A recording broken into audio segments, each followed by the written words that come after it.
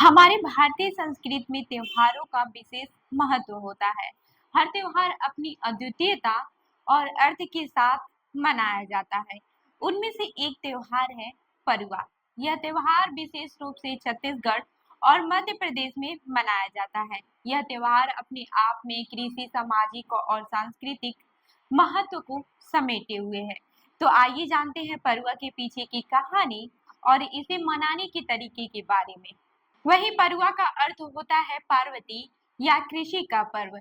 यह मुख्य रूप से फसल के बाद मनाया जाता है, जब खेतों में फसल अच्छी होती है और किसान अपनी मेहनत का फल पाते हैं, तब यह पर्व मनाया जाता है।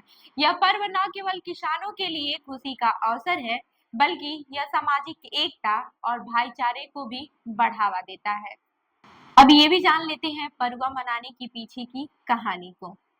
किसान हर साल अपनी मेहनत से फसल उगाते हैं, लेकिन कभी-कभी प्राकृतिक आपदाएं जैसे कि सूखा, बाढ़ या फिर कीटों के हमले से फसल को नुकसान पहुंचता है। एक वर्ष गांव में ऐसी ही स्थिति उत्पन्न हुई, जहां बारिश नहीं हुई और किसान अपने खेतों में सूखा देखने लगे। सभी किसान चिंतित थे, क्योंकि फसलें खराब होने के कगार पर थी। गांव के एक बुजुर्ग किसान, जिन्होंने जीवन भर कृषि में संघर्ष किया था, ने सबको सलाह दी कि हमें ईश्वर की कृपा के लिए प्रार्थना करनी चाहिए। उन्होंने यह सुझाव दिया कि सभी किसान मिलकर एकत्रित हों और एक अनुष्ठान करें। सभी किसान सहमत हुए और उन्होंने एक बड़ा मेले का आयोजन करने का निर्णय लिया। इस मेले की तैयारी में सभी किसान और उनके परिवार जुट गए। उन्होंने अपने अपने खेतों से सबसे अच्छी फसल चुनकर एकत्रित की। साथ ही गांव के सभी लोग एकजुट होकर रंग बिरंगे कपड़े पहनकर एकत्र हुए।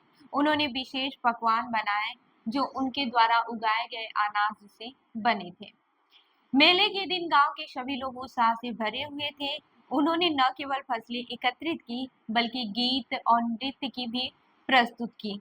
यह एक ऐसा समय था जब सभी लोग अपनी मेहनत और एकता का जश्न मना रहे थे। इस प्रकार परुआ का पर्व जन्म लिया। पर्व के दिन सभी किसान एकत्रित होकर एक स्थान पर गए, जहां उन्होंने एक विशेष मंडप सजाया। मंडप में फसलों की बलि दी गई और भगवान से प्रार्थना की गई कि वे अगले वर्ष फसल की भरपूर कृपा करें। सभी ने मिलकर हरियाली के प्रतीक पेड़ की पूजा की, क्योंकि यह उनके जीवन का अभिन्न हिस्सा था। वही परुआ केवल कृषि का पर्व नहीं है, बल्कि यह गांव के लोगों के लिए एक सामाजिक एकता का प्रतीक बन गया। इस पर्व ने सभी को एक साथ लाने का कार्य किया। बड़े, बूढ़े, युवा, बच्चे सभी ने एक साथ मिलकर इस पर्व को मनाया। इस अवसर पर गांव के लोग एक दूसरे के घर जाकर मिठाइयाँ बांटते और खुशियां साझा करते थे। जैसे जैसे समय बीतता गया, परुआ का पर्व बदलता गया। पहले यह केवल एक स्थानीय त्योहार था, लेकिन अब यह एक राष्ट्रीय स्तर पर मनाया जाने लगा है। विभिन्न राज्यों में लोग इसे अपने तरीके से मनाते हैं, लेकिन इसका मूल संदेश फसल की कृतज्ञता और सामाजिक एकता आज भी बरकरार है। वहीं आज के समय में जब कृषि पर निर्भरता कम होती जा रही है, तब भी परुआ का पर्व किसानों के लिए एक महत्वपूर्ण अवसर है। यह पर्व उनकी मेहनत की याद दिलाता है और उन्हें प्रेरित करता है कि वे अपनी कृषि पर ध्यान केंद्रित करें। इसके साथ ही यह उन्हें एकजुट होने और एक दूसरे की सहायता करने का भी संदेश देता है। इस प्रकार परुआ एक ऐसा पर्व है जो न केवल कृषि के महत्व को उजागर करता है, बल्कि सामाजिक एकता और भाईचारे का प्रतीक भी है।